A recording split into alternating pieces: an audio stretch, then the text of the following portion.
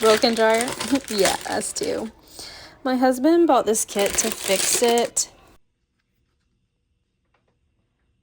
And he apparently needed a butter knife in addition to the kit to pry open the dryer.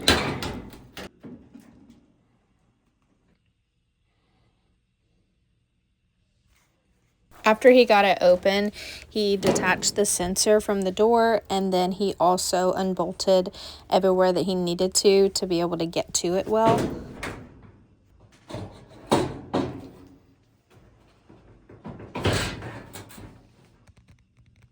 The gross old rollers under there. The other one.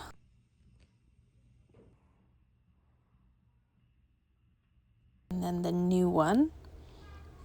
And then he also put the belt on. We've used the dryer several times since he's replaced the belt to it, and it works great.